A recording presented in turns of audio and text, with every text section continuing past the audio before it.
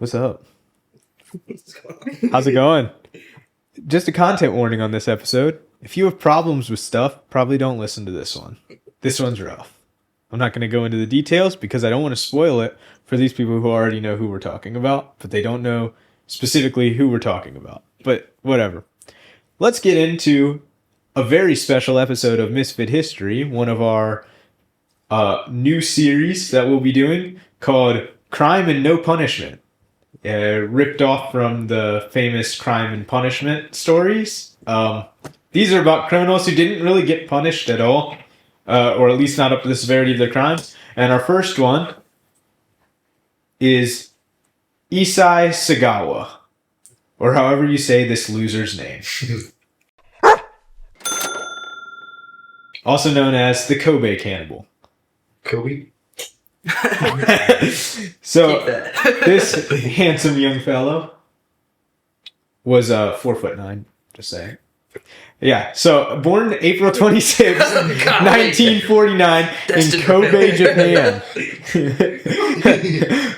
Very much so. In Kobe, Japan, to a very wealthy and influential family. His father, Akira Sagawa, was a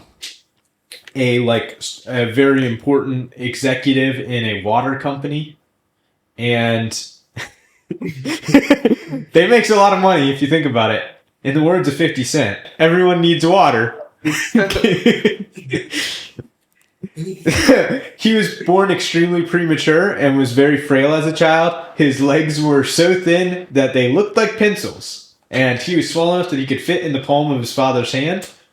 And you can see he already looked like a creepy loser even as a baby. If you think I'm being mean and body shaming, I am. And it's because this guy deserves so much worse than what he got in life that having someone on a podcast viewed by 10 people say he sucked is not nearly doing justice. Just saying. So he had a deep-seated inferiority complex because of how he looked and his frailty. And because of how weak he was born with a small intestine disease that took a while to get cured. So he didn't go interact with other people much for a lot of his early life. But then when he was in the first grade, he looked at a male classmate's thigh and felt like eating it. So this was as a first grader. Was he gay? I don't know that he saw sexuality in that way. He actually had a very, I guess, strange... His sexual attractions were myriad. They were kind of all over the place, and a lot of them had to do with dead bodies.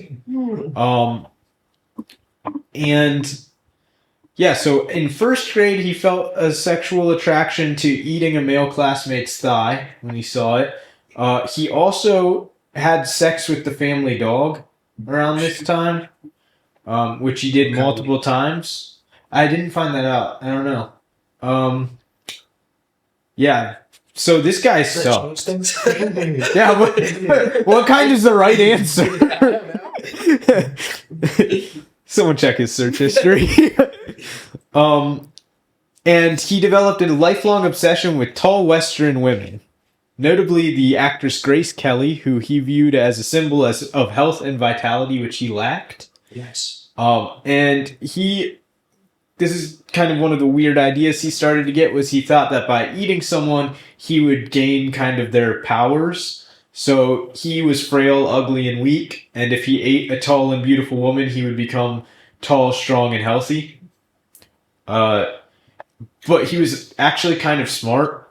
He earned his English literature degree from Waco University, and then moved, eventually, after a master's program, to Sorbonne, I might be saying that horribly wrong, in Paris in 1977 to get his PhD.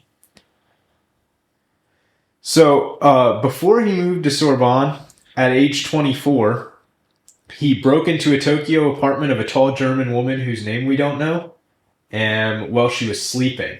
He intended to slice off part of her buttocks and eat it. He planned to just take it while she was sleeping and flee. Wait, not kill her? Just take just take a piece Oh my gosh. and flee so he could experience her. You can't laugh at that. Stop. This is not funny. This is not funny. This is a terrible man. No. This is a terrible man, but it's also the 1970s. Meaning everyone involved, like all the parents who had to suffer through this stuff, are probably torturing him in the afterlife or something. So the woman woke up. Obviously. Obviously. And I really like this. This guy was such a bum that even though he had the weapon to cut her and surprised her while she was sleeping, she still fought him off and pinned him down and called the police. And he got arrested for attempted rape because they had no idea that they were like, oh, this sicko broke into someone's house. What else would he be doing? Because no one was like, oh, he was probably trying to cut pieces off of her and eat them without waking her up. And he was arrested for attempted rape, and his wealthy father, the water industrial man, paid her enough money to drop his charges. Ooh. So his dad also sucked, I just want to say. Like, his dad didn't do these crimes, but his dad was a jerk, and his brother unfortunately dealt with a lot of like self-harm issues. He cut himself a bunch, and his brother described it as saying there must have been a darkness that ran through our family between him and his brother. Sorry, but like, how wealthy is this? You know what I mean? Like, are they like wealthy enough that they were able to pay someone who thought she was going to be raped by a guy with a knife to not press charges? Okay. Though she probably did feel some satisfaction from beating him up before. But then he goes to Paris for his PhD. And once in Paris, he would buy prostitutes every night, he said. But he was impotent to some extent. He would get too nervous to actually do anything with them and send them on their way paying them. Or sit and talk to them. Also, he would sometimes stand behind them with a gun, but he said his finger would freeze and he couldn't pull the trigger. So again, this guy was such a loser that even though he tried to be a serial killer, he wasn't gutsy enough to pull the trigger on the people he was trying to kill, and he got beat up by one of his victims. Yeah, this guy just sucks. But he didn't see his devotion to the act as murder, but again, as like a ritual. It is weird. To absorb the beauty and energy of his victims. And the only person he was actually able to sleep with to this point was his dog. No. Unfortunately, Renee Hartevelt was a 25-year-old Dutch student and classmate. She was known for her kindness and her very many language skills. She could speak 3 or more languages, super smart, quite a bit younger than him. And they were in a class together. And although some of his classmates said that he would give them the creeps because he would stand around and stare at them and he looks creepy, she was a very kind-hearted person and felt bad for him. And so when he would talk to her, she would talk back with him. He was 4'9", she was 5'10". Again, Dutch people are very, very tall. And so upon seeing her, he had picked her as a victim because he thought she was very strong and beautiful, and he was weak, ugly, and could absorb her life energy. So he would frequently ask her to hang out with him or go dancing with him, and she would either accept or not make concrete plans, but felt too bad to straight up reject him. And he invited her to his apartment one night to play or to translate German poetry, help him translate German poetry because they were in language classes. So it was June 11th, 1981, and while she was reading aloud, he crept around the couch, took a .22 caliber rifle, and shot her in the back of the neck. And she was instantly paralyzed and died soon after. He immediately tried to take a bite out of her, but his teeth weren't sharp enough, so he had to go get a knife. He cut a lot of pieces off from her. I don't want to go into too much graphic detail, If you are a sicko and want to get into all the graphic detail for this, he did write a book detailing everything he did called In the Fog. Yeah, he's dead now, so it's not going to give him any money for it, but he did make a lot of money off the book because it was a bestseller during his life. But anyway, for the next 2 to 3 days, he was cutting pieces off of her and eating her, and other pieces that he was interested in eating, he put into his refrigerator. But obviously, the body started decomposing, and so after 3 days of necrophilia and cannibalism, he decided he needed to get rid of it. He cut it into 10 different pieces and put it in a suitcase. 2 suitcases, and took them to Bois de Boulogne Park, where he was going to dump them in a lake. And some cops saw this weird, creepy-looking dude carrying 2 suitcases that smelled like rotting meat, trying to throw them into a lake, but he wasn't strong enough to throw them out into the lake. So he was kind of like wading into the lake trying to push them out. And they stopped him and arrested him on June 15th, 1981. So 4 days after the murder. Following his arrest, he gained national headlines. He was evaluated by French medical experts, and French judge Jean-Louis Bruguière ruled that he was legally insane and unfit to stand trial, which under French law at the time, if you're unfit to stand trial, your criminal charges are dropped automatically. Oh my gosh. Now, that was not bad on the French necessarily, because by being ruled that insane, he's committed for life to a psychiatric hospital. Paul Girard Psychiatric Hospital is where he's put. The problem was the French didn't want to pay for a Japanese guy to sit in one of their psychiatric hospitals. So they were tired of funding his indefinite institutionalization, and they decided to send him away back to Japan. His father used his influence and lawyers to, when he got back to Japan, have him have to get retried. The problem was his French charges were dropped because of the insanity ruling. And so once the case is closed in France, court documents and evidence are sealed. And so he was deported to Japan. French authorities couldn't release the files because they're sealed once someone's ruled insane. And so none of the original evidence made it to the Japanese police.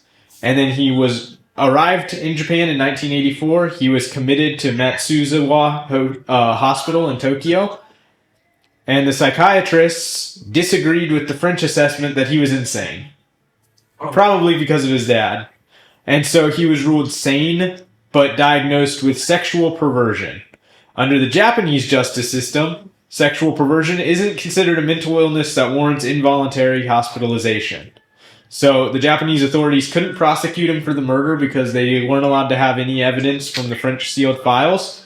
And they also felt that it would be double jeopardy, that you can't be tried for the same case twice. Even though he had never actually been tried in Japan, he was just tried in France.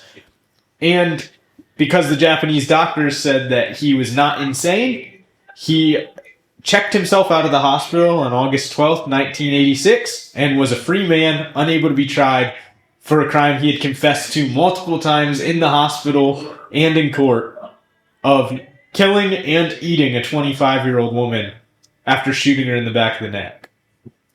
So once he checked himself out of the mental hospital, instead of living in shame like he deserved, he became a media sensation and a celebrity in Japan. He wrote a best-selling book, like I mentioned earlier, In the Fog, where he detailed what he did to her, knowing that he couldn't be tried for it, for the stupid legal system loopholes. He appeared on talk shows and went on a talk show circuit, appeared in reality television, worked as a restaurant critic. Wonder what they were serving. He produced a violent cannibalistic comic book series, including one that detailed what he did, featuring his drawings of her body and how he ate her. Again, she's dead. And he was allowed to make a living off of pictures of her naked dead body He had more than 30 photographs he had taken that he had kept with him of her body over the 4 days that she was dead. And he expressed no remorse and said that his cannibalistic urges remained, including in a 2011 interview he did with Vice. He admitted that the hunger never left him and he would see women on the street and think, "She looks delicious." It's a quote from him. He spent decades consuming and producing paintings of people dying as well. And psychologists have suggested that he used these paintings and comic books to try to avoid returning to prison. In 2013, some semblance of justice finally came as he had a stroke that left him partially paralyzed, and he spent his final years in the care of his brother in Tokyo. And on November 24th, 2022, very recently, the world became a better place because he no longer took its oxygen, as he died of pneumonia at age 73. He lived that long? So he lived to 73. He spent in total less than 4 years in confinement. And of those years he spent in confinement, pretty much all of them were in hospitals and not in jails or prison. And he committed a murder, rape, and cannibalistic acts on a 25-year-old who felt too bad to tell him he was a weirdo. And so that is the first episode in our new series, Crime and No Punishment. And this loser got absolutely no punishment. Like, it's actually insane. Yeah, that's stupid. How old was he when all this happened? He was in his 30s. So, like, 40 years of just living out? 40 years of just chilling, writing books. Like, nothing could be done about, like, the stuff he published. Like, they going could on try TV shows. Nope. Yeah, people think, like, OJ had a miscarriage of justice. Yeah. Nothing compared to this. We don't condone OJ Simpson. No, we're going to do OJ on this series at some point. But at least with OJ, he at least refused it the whole time. Yeah. He probably did it, but this guy was just like, oh yeah. The glove didn't fit. Glove didn't fit. If the glove didn't fit, you must acquit.